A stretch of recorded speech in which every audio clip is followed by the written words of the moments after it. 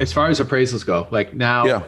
like I keep telling people this is such a good gap in what you could get a property for versus what you could get appraised out for, where we, the first half Yeah. of the decade, that was tough. It was a crapshoot. Like give us some insight on kind of the activity of appraisers you're seeing, or how aggressive, or how investors are kind of winning.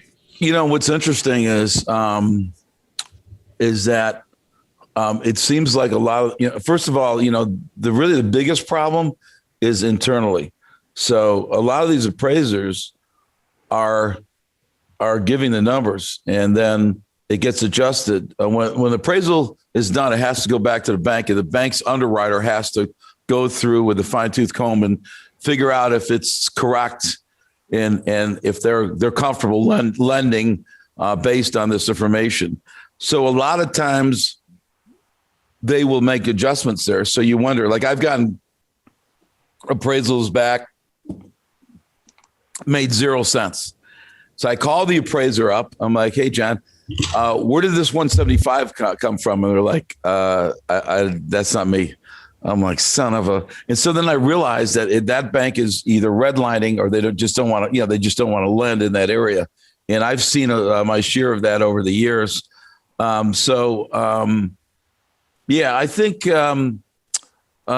right now, more than any time in the history that I've been in business, that banks are allowing more freedom for increases in value. I mean, there was a time in the early 2000s where you literally couldn't get a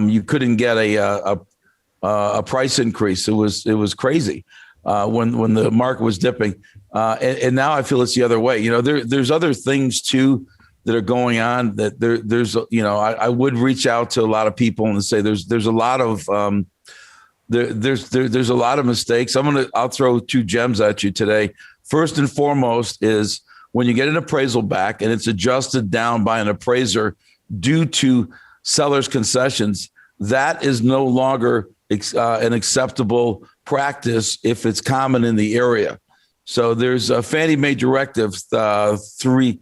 I've done this so many times. I know this one by heart. Fannie Directive 301-03, 30103. So that basically says, in a nutshell, if you're if you're paying seller's concessions, that the appraiser is not to reduce value based on the seller's concession if it's commonplace for the area.